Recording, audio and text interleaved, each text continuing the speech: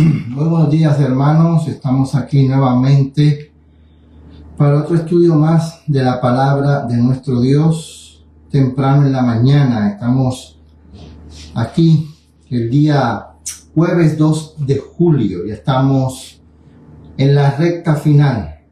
Ya comenzamos el mes séptimo del año 2026.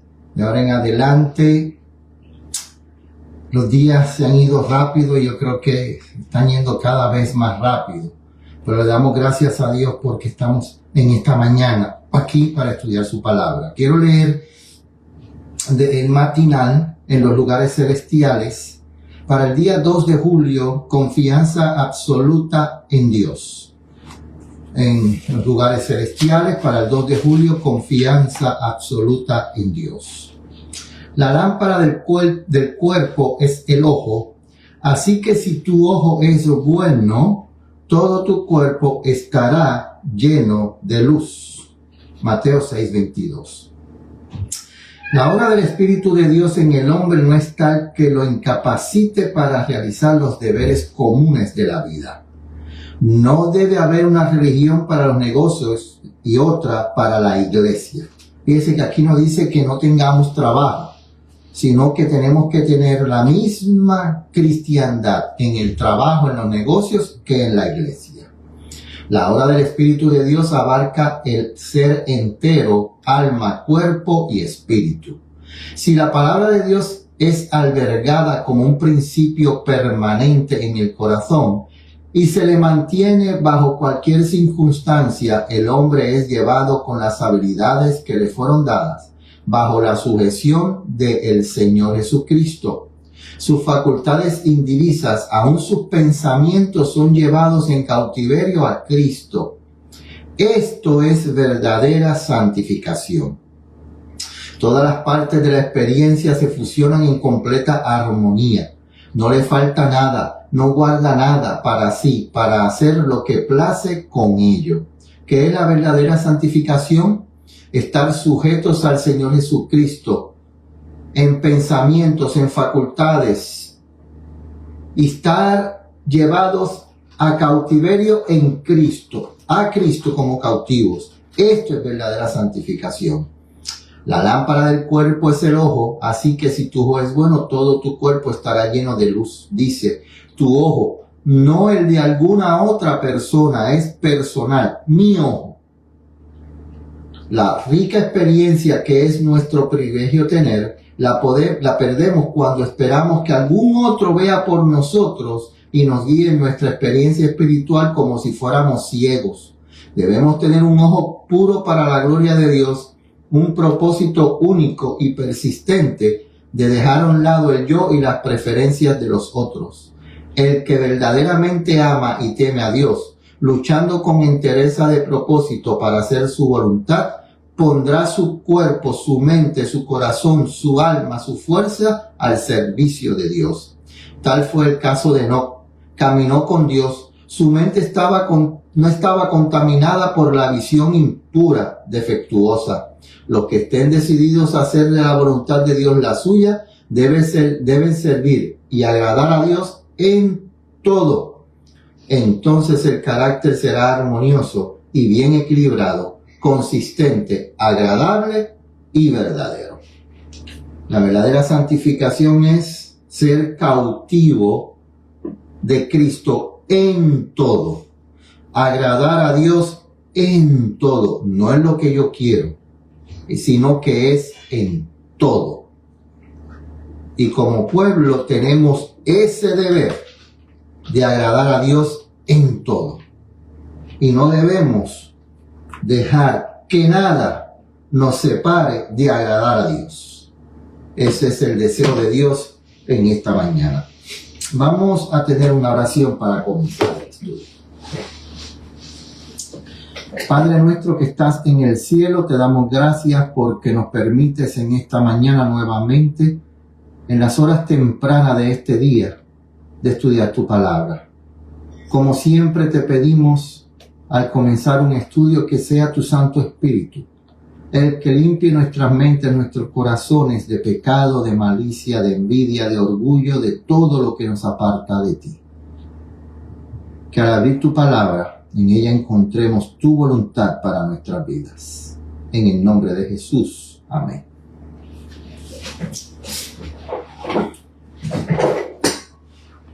Buenos días, hermano Omar Contreras. Que el Señor lo bendiga. Estamos ya en el último estudio de esta semana. Estamos estudiando una lección, Caminando con Jesús, es el título de la lección trimestral, Caminando con Jesús. Estamos en la primera lección, el amor de Dios por el hombre. El amor de Dios por el hombre. Hemos estudiado acerca que Dios es amor, que el amor de Dios es eterno, que no tiene principio, no tiene fin. Su misericordia, su gracia, su paciencia tienen límite, pero el amor de Dios es eterno para siempre.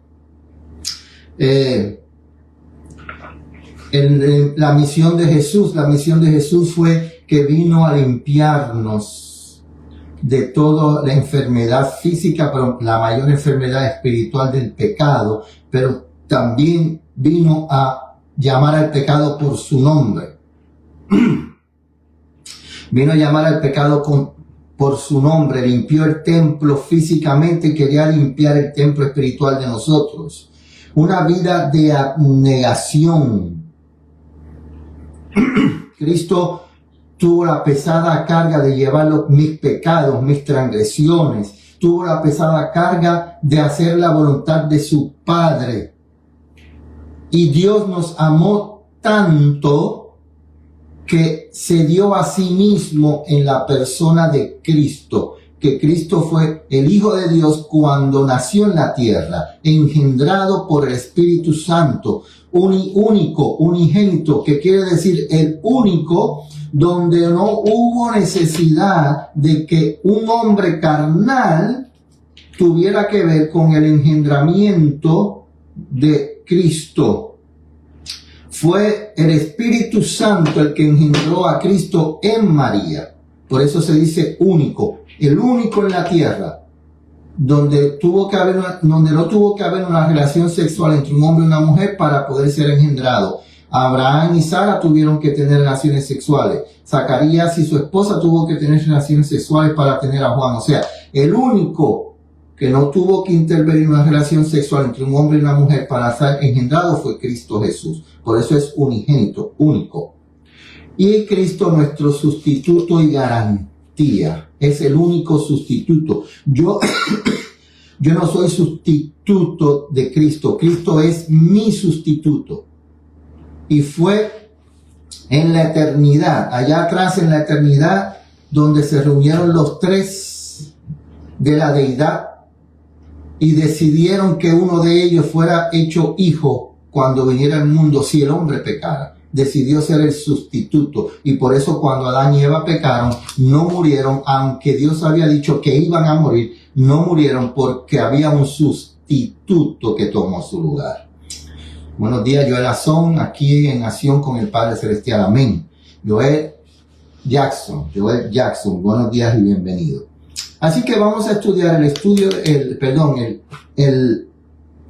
de hoy, que está titulado, acuérdense que el título general de esta semana es El amor de Dios por el hombre. Y el subtítulo de hoy, el jueves, el último día, porque mañana tenemos un repaso de la lección. Jesús pagó el precio. ¿Cuál precio? Hemos estudiado una parábola donde Jesús habló acerca de un deudor que debía tanto que no podía pagar. Y fue perdonado, pero no perdonó. Y el perdón que le dieron le fue quitado. Y eso es lo que enseña la palabra de Dios. La palabra de Dios enseña que cuando una persona se entrega a Cristo, lo acepta como Salvador personal y cambia su vida al aceptar a Cristo, confiesa, reconoce que es un pecador, que necesita un Salvador y con corazón contrito se entrega a Cristo, y lo demuestra dando un testimonio público cuando se bautiza, la palabra de Dios enseña que su nombre es escrito en el libro de la vida. Pero si esa persona en algún momento de su vida cae vencido por aquel que tiene sabiduría, porque Satanás sabe, tiene conocimiento, tiene sabiduría, tiene poder que Dios le ha dado y le ha permitido poseer, y esa persona cae y por alguna razón tiene que ser sacado del pueblo, la gente piensa que su nombre es borrado en el libro de la vida. No, el nombre de la persona es borrado en el libro de la vida cuando se presenta ante el juicio y es encontrado culpable en el cielo, no en la tierra. Porque esa persona puede reconocer que cometió un error y puede regresar. El hijo pródigo reconoció, el hijo pródigo sabía que estaba haciendo mal. Él lo sabía a conciencia. Él estaba cansado de las reglas del hogar y se quiso liberar de las reglas del hogar y se fue, pensando que allá afuera tendría verdadera libertad. Pero lo que la juventud del mundo de hoy no entiende es que separado de Dios nadie es libre. Separado de Dios no hay libertad. Lo que hay es cautiverio, que lo único que te lleva es a la tristeza, al dolor, al sufrimiento, a la desesperación, a la depresión. Con Cristo hay verdadera libertad. ¿Por qué? Porque Cristo pagó el precio. ¿Qué calificó a Cristo para pagar el precio de nuestra redención? Primera de Pedro 1, 18 y 19. ¿Qué es lo que lo calificó? ¿Qué tenía Cristo que pudo ser mi sustituto? Que pudo ser el garante para pagar el precio de mi pecado. Acuérdense que siempre hemos dicho que no tomemos estas lecciones como algo general. Personifiquemos, tengamos esta lección como algo personal. Porque siempre escuchamos la palabra de Dios y a veces estudiamos la palabra de Dios. ¿Para qué? Para contradecir a otra persona, para demostrar que esa persona tiene un error. No. La palabra de Dios dice que yo tengo que beber ante Dios santo. Pues mira, hazlo tú. No condenes al otro. Una cosa es llamar al pecado por su nombre. Una cosa es decir lo que se está haciendo erróneamente en el pueblo de Dios. Una cosa es decirle a la gente que una persona que dice ser ministro de Dios no está viviendo conforme o no está enseñando conforme a la palabra de Dios. Y otra cosa es condenar a esa persona de que ya murió, de que ya se perdió, de que ya no sirve, de que ya son destituidos. No. El único que puede decir que está destituido se llama Cristo. Nosotros el único mensaje que tenemos que llevar es que con Cristo se puede vencer toda tentación, todo pecado, toda maldad, y que Cristo es el único sustituto mío, el único que merece adoración, el único que pagó el precio. Ese es nuestro deber. Ahora, ¿qué calificó a Cristo a hacer eso? Primera de Pedro, capítulo 1, versículos 18 y 19. Dice, versículo 18, siendo que fuiste redimidos de vuestra vana manera de vivir, fuimos redimidos ¿por quién? Por Cristo, la cual recibiste por tradición de vuestros padres, no con cosas corruptibles como oro y plata. Cristo no pagó con oro y plata, aunque Él dice, mía es la plata, mía es el oro, pero Él no utilizó oro y plata para redimirnos, no utilizó oro y plata para pagar el precio. ¿Qué dice Pedro? Que utilizó Cristo y que lo hace a Él. Que lo hace a Él calificado, que lo calificó a él para pagar el precio de mi redención. 19. Sino, ¿con qué pagó Cristo? Con la sangre preciosa de Cristo, como un cordero sin mancha y sin contaminación. ¿Qué fue lo que calificó a Cristo? La vida perfecta que él vivió.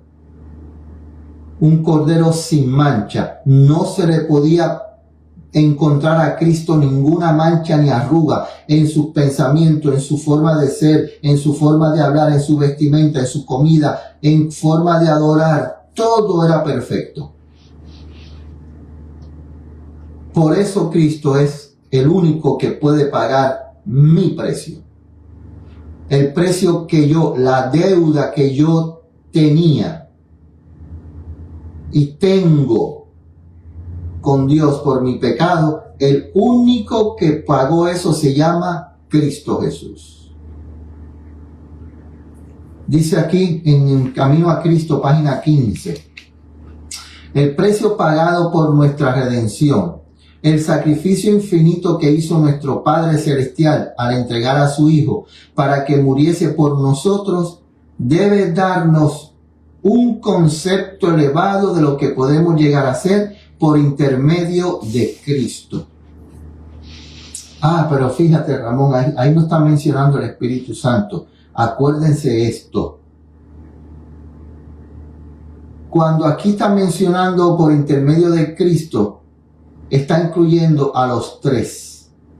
¿Por qué? Porque en la salvación están trabajando los tres. El Padre allí por amor aceptó que viniera Cristo. Y Cristo vino a hacer la voluntad del Padre.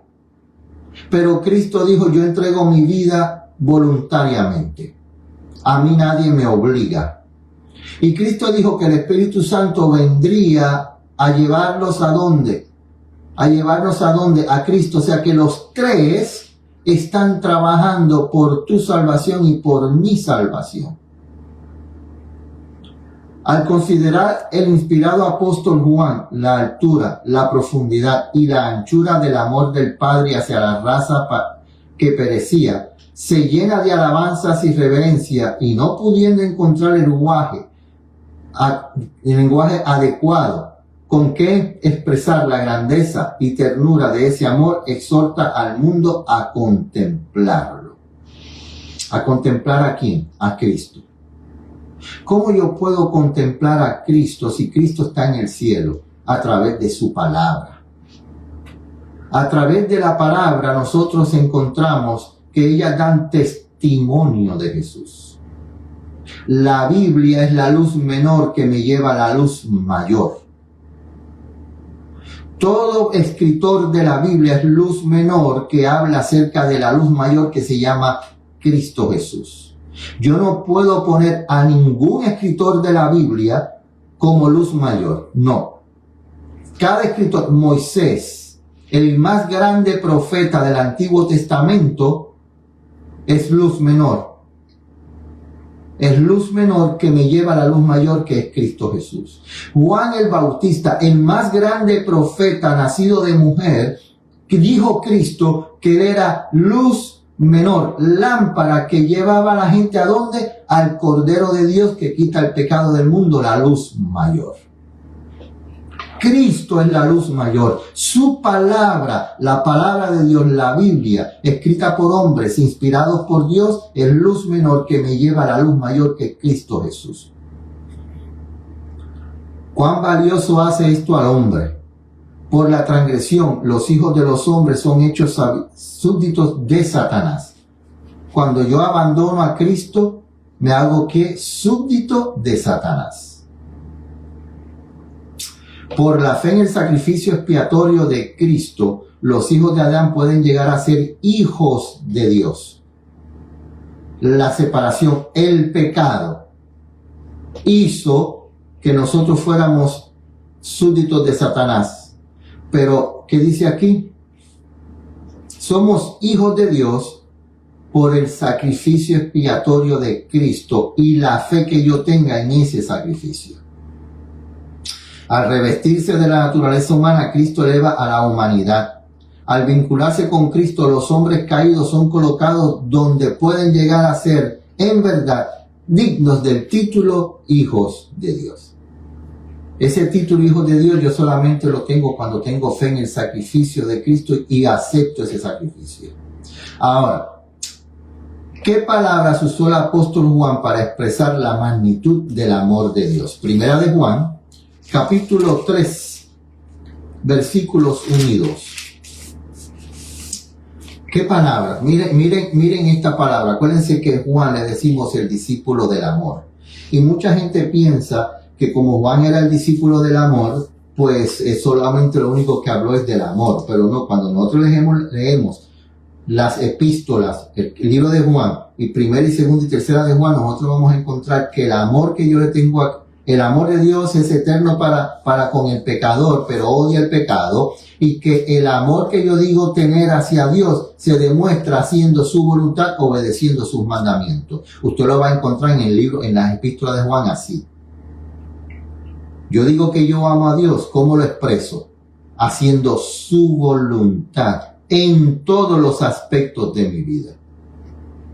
No es mi voluntad la que se tiene que someter, la voluntad de Dios la que se tiene que someter a mi voluntad, no, es mi voluntad la que se tiene que someter a la voluntad de Dios. Pero nosotros queremos que la voluntad de Dios se someta a la mía, y así no es. Primera de Juan 3, 1 y 2 dice: mirad cuál amor nos ha dado el Padre.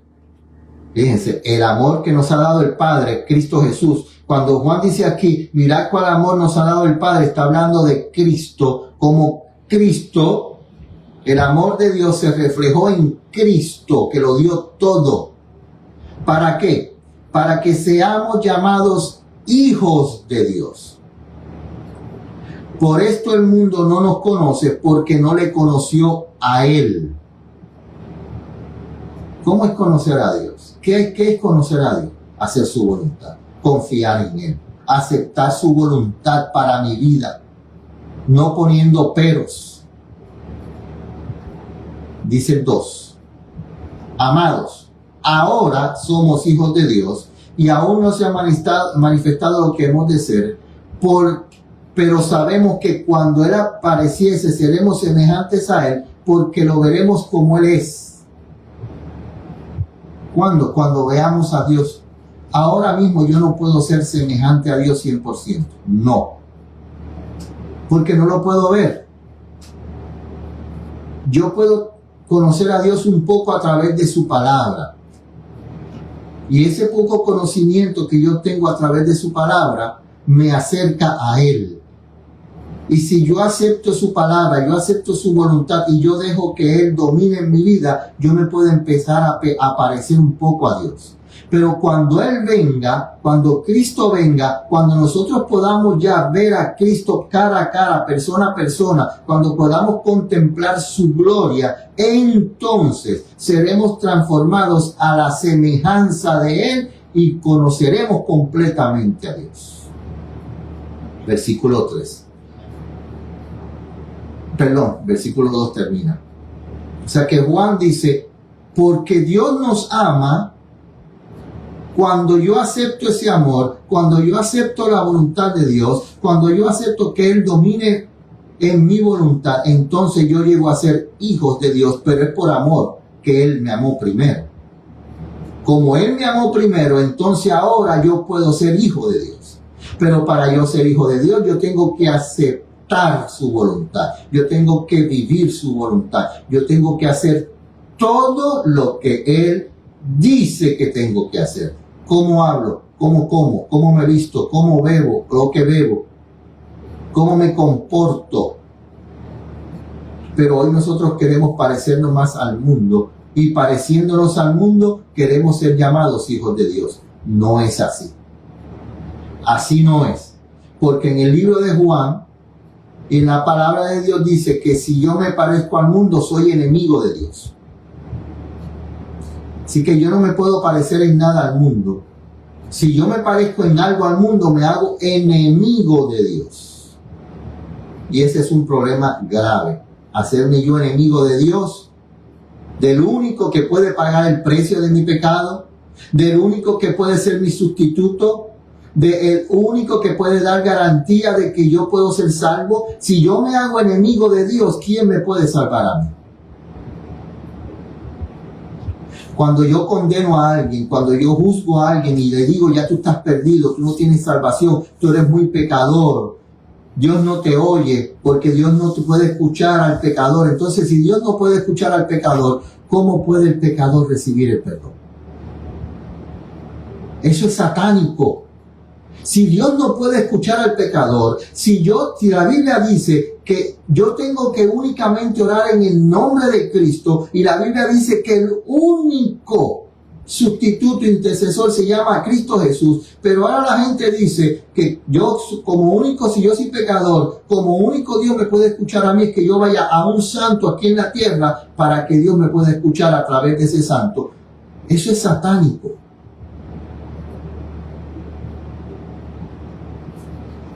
Dice la última cita que vamos a leer en esta mañana.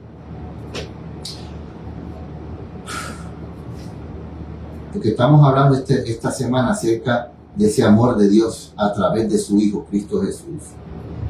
Tal amor es incomparable. Porque dice aquí, mirad cuál amor nos ha dado el Padre. Ese amor, dice aquí, en Camino a Cristo, página 15, tal amor es incomparable. Que podamos ser hijos del Rey Celestial. O sea, Cristo dice que ahora Él es mi hermano. Yo llego a ser hermano de Cristo. Cristo, hombre, es mi hermano. Y Cristo llega al cielo y le dice al Padre, mira, Joel Jackson es mi hijo, me aceptó, perdón, es mi hermano. Aceptó el sacrificio, aceptó obedecer, ha aceptado entregarlo todo. Joel Jackson es mi hermano. Y el Padre dice, ¿eres tu hermano? Pues mira, como eres tu hermano y tú eres mi hijo, ahora eres mi hijo. Ese es el amor de Dios. Tema digno de la más profunda meditación, que el amor de Dios. Incomparable amor de Dios para con un mundo que no le amaba. Un mundo que ¿qué? Que no ama a Dios. La gente dice creer en Dios. La gente dice que tienen fe en Cristo. Pero cuando usted le dice que Cristo dice que si tú le amas, tú tienes que guardar todos sus mandamientos, los 10, no 9 ni 8, no, los 10. Y que guardar los mandamientos de Dios es en todo aspecto de la vida. Y entonces la gente dice, no, pero espérate, Cristo abolió la ley en la cruz. Entonces, mire, usted no ama a Dios, porque si yo amo a Dios, yo lo obedezco en todo. Este pensamiento ejerce un poder subyugador que somete al entendimiento a la voluntad de Dios. Cuando más estudiamos el carácter divino a la luz de la cruz, mejor vemos la misericordia, la ternura y el perdón unidos a la equidad y la justicia, y claramente más discernimos las pruebas innumerables de amor infinito y de una tierna piedad que sobrepuja la ardiente simpatía y los anhelosos sentimientos de la madre para con su hijo extraviado.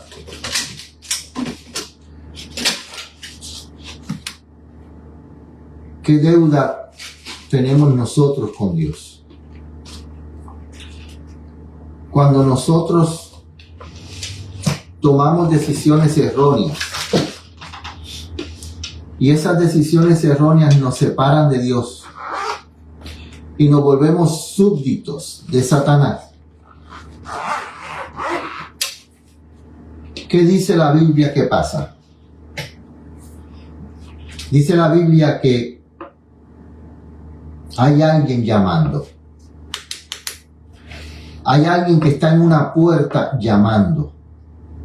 Está en una puerta no forzando la entrada. Está en una puerta diciendo, déjame entrar. Yo estoy aquí para limpiarte. Yo estoy aquí para ayudarte, para darte fortaleza. Yo sé que tus hijos te han abandonado. Yo sé que tus padres te han abandonado. Yo sé que tu familia te ha abandonado. Yo sé que todos te han rechazado, te han juzgado, te han condenado. Pero yo no estoy aquí para juzgarte y condenarte. Yo estoy aquí para abrazarte. Pero lo único que necesitas hacer es abrir la puerta y dejarme entrar. Los discípulos estaban en medio de una gran tormenta, luchando para poder mantener la barca en alto. Y la tormenta estaba azotando fuertemente. Y esos discípulos fuertes, corpulentos, acostumbrados a navegar, dándole con fuerza a los remos, entienden que están a punto de perecer. Y en medio de esa tormenta ven a alguien que viene camino brillando en medio de la oscuridad. Y viene caminando por sobre las aguas, y esos discípulos temerosos, fuertes y valientes, dicen, un fantasma viene. Y de repente oyen esa voz conocida, esa voz sublime, que dice, no tengan miedo, yo soy. Y Pedro reconoce esa voz, pero todavía la duda, todavía el pecar, la desesperación, la depresión todavía se refleja en las palabras que Pedro dice, Señor, si eres tú, si verdaderamente eres tú, si tú eres el Hijo de Dios, que yo pueda caminar como tú sobre las aguas. Porque a veces nuestra oración es así, si tú de verdad me amas, si tú de verdad tienes cuidado de mí, haz esto. No, eso confiera duda. Y son palabras de duda. Pero Cristo, conociendo el corazón de Pedro, le dice, Pedro, ven, camina. Y Pedro sale de la barca, el agua se calma. Y Pedro está caminando en medio del agua. Perdón, no se calma el agua. Pedro está caminando en medio de la tormenta igual que Jesús. ¿Por qué dije que no se calmó el agua? Porque la Biblia dice y el Espíritu ofrecía que el agua se calmó cuando los dos entraron al barco nuevamente. Pero Pedro sale caminando al encuentro con Jesús. Pero el orgullo, el quererse saber mejor que los demás, el llegar a pensar que tú conoces más de Dios que el otro, que aquellos que todavía están luchando dentro del barco, tú estás afuera caminando hacia Dios, pero aquellos se quedan luchando por sus pecados, por sus dificultades, y tú te crees mejor que ellos, más santo que ellos, que tienes más conocimiento de Dios que ellos. De momento Pedro mira hacia atrás como diciendo, yo sí puedo, ustedes no. Y dice que una ola, como Pedro sintió ese orgullo, como Pedro se sintió mejor que aquellos, una ola lo separó de la visión de Cristo, porque se puso a mirar a aquellos en vez de mirar a Cristo, se empezó a hundir. Y lo único que salió es, Señor, sálvame. Y al instante, fíjense bien, Pedro en el pecado, Pedro en la envidia, Pedro en el egoísmo, Pedro en el orgullo, hundiéndose, clama a Cristo, clamó a Cristo en medio de todo eso, y Cristo dice, Pedro lo saca del agua y le dice, Cristo no lo condena, Cristo sencillamente, Pedro, ¿por qué dudaste? Caminando ahora Pedro humillado con Cristo, ya no se siente mejor que aquellos, sino que se siente igual a aquellos, porque necesitó un Salvador. Y todos necesitamos ese mismo Salvador. Y dice que caminaron a la barca y cuando entraron todo se calmó. La pregunta en esta mañana, ¿necesitamos nosotros un Salvador? ¿O me siento yo que no necesito el plan de salvación? Porque si tú no necesitas el plan de salvación, ¿qué haces aquí? Todos aquellos que se sienten santos, que ya no pecan y que ya no hace falta un plan de salvación para ellos, ¿qué hacen en la tierra? Porque dice la Biblia que cada ser humano que existe en la tierra necesita un Salvador y un plan de salvación.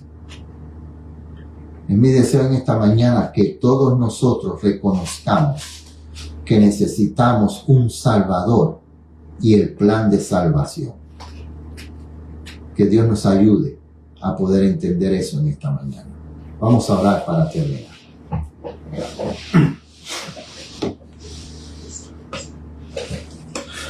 Oremos. Padre nuestro que estás en el cielo, hemos estudiado en esta semana tu grande amor. Hemos aprendido que tu amor es eterno. Hemos entendido que tú eres un Dios misericordioso, tardo para la ira, benigno, lleno de piedad, pero que no darás por inocente al culpable. Hemos entendido que tú